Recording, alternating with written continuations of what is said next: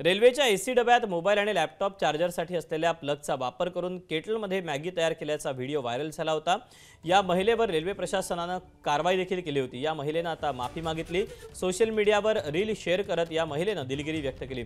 अशी चूक पुन्हा करणार नसल्याचं आश्वासन देखील या संबंधित महिलेने दिलं।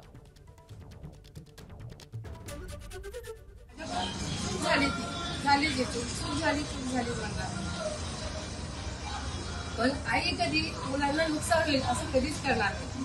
माझ्या रेल्वेला किंवा त्याच्या लोकांना किंवा ते ट्रेनमध्ये बसलेल्यांना नुकसान होईल असं कधीच विचार केला नव्हता आणि ध्यानातही नाहीये।